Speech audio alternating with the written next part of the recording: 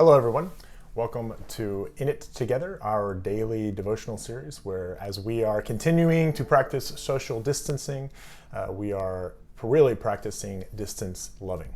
My name is Reverend Thomas Harper, and I am one of the associate pastors at St. Luke's United Methodist Church. So today I've been thinking a lot about values, about what really matters most to us. I don't know, I guess it's in light of everything that's been going on and everything that's been forced to be stripped away during this time of quarantine, really offers us a unique opportunity to ask that question. What really matters? What are we really valuing? I am in Paul's letter to the Philippians, and it's interesting because that letter is thought to, Paul was writing that either from prison or on house arrest. And I think that's pretty fitting because I know a lot of us feel as though we may be feeling like we're under house arrest. This is Philippians 3:4-11. If anyone else has reason to be confident in the flesh, I have more. Circumcised on the 8th day, a member of the people of Israel, of the tribe of Benjamin. I was a Hebrew born of Hebrews. As to the law, a Pharisee. As to zeal, a persecutor of the church. As to righteousness under the law, I was blameless. Yet, whatever gains I had, these I have come to regard as loss because of Christ. More than that, I regard everything as loss because of the surpassing value of knowing Jesus Christ as my Lord. For his sake, I have suffered the loss of all things, and I regard them as rubbish in order that I may gain Christ and be found in him, not having a righteousness of my own that comes from the law, but one that comes through faith in Christ, the righteousness from God based on faith. I want to know Christ and the power of his resurrection and the sharing of his suffering by becoming like him even in his death, if somehow I may attain the resurrection from the dead.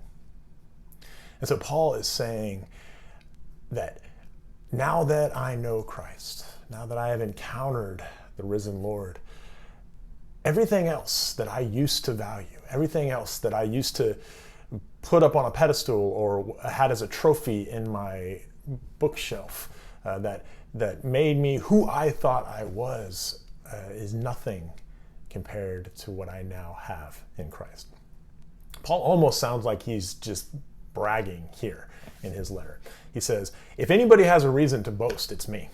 I had everything. He said, I was circumcised, which of course was the sign of being a part of God's chosen people. He was from the tribe of Benjamin, which he says with honor, says, the distinguished, well-known tribe, the tribe that brought forth the very first king of Israel, King Saul. He referred to himself as a Hebrew born of Hebrews. Saying that he's not ashamed of his heritage. He wasn't ashamed of being a Jew.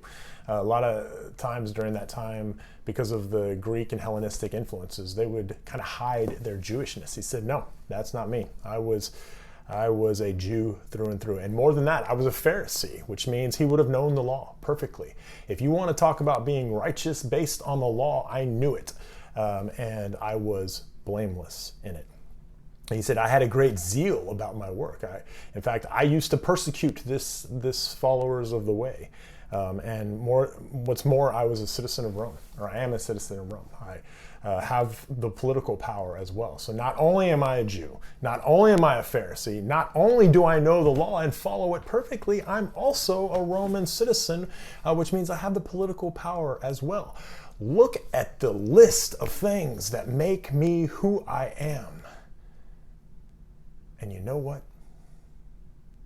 When I encountered Christ, I saw that list was meaningless. That list meant nothing compared to knowing Christ as my Lord. Paul has had a major life-altering event when he encounters Christ. I regard everything as a loss because of the surpassing value of knowing Christ as my Lord. We're going through a major life event here as well. I don't think anybody's going to look back in history on 2020 and not think about what is going on right now with this social distancing and this quarantine. And similarly, I think it gives us an opportunity to question what our values are, what really matters. When things are stripped away, when our identity is being threatened because we really can't work the way we used to work. What is considered essential and non-essential? We talk about that a lot. Some things just don't seem that important anymore, or at least right now. I think when you're put in a situation like this, you have a unique opportunity to reassess what matters most. What do you value? I've been spending a lot of time with my family, and it's a reminder to me that, yeah, jobs are really important, and we need jobs because we need to be able to provide for our families. But our jobs are not who we are, or shouldn't be the thing that identifies us or that we put the most value in, because they may not always be there. And then where do you place your value? Our family is going to be there. And so for me, I think that what I invest in the people that I love the most has got to be a core value for me. I hear a lot of people talking about as things start to slowly reopen, how are we going to go back to the way things were before? Or even if it's a good idea to go back to the way things were before. Maybe some of the things that we have learned that don't matter that much anymore shouldn't matter when we all reopen back up. What are the good things that we've learned during this time that we will carry with us even when all of these restrictions are lifted? In light of this world events, how is that going to affect what we value? A couple years ago, I led a family retreat where I invited each of the families to get together and just write a list of their core family values, what matters most to them. And I think in light of this fairly unique situation that removes all of the non-essentials from our life, we have an opportunity to reassess and reevaluate what matters most. So I want to invite you over the course of this week, get your family together and sit down and talk about what you value most as a family. What makes up the identity of your family? Whether that's honoring one another, cherishing the little things, investing in the God that provides for us, cleaning up after yourself. Spend some time with your family doing that so that you can kind of recenter and refocus on what matters most, and at the end of the day, what doesn't.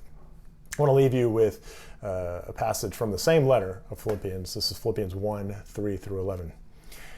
I thank my God every time I remember you, constantly praying with joy in every one of my prayers for all of you, because of your sharing in the gospel from the first day until now. I am confident of this, that the one who began a good work among you will bring it to completion by the day of Jesus Christ. It is right for me to think this way about you because I hold you in my heart. For all you share in God's grace with me, both in my imprisonment and in my defense and confirmation of the gospel. And so, friends, know that we are holding you in our hearts, and that we are continuing to pray for you during this time. And we love you, and we want you to continue to love each other well, to take care, and we will see you again soon.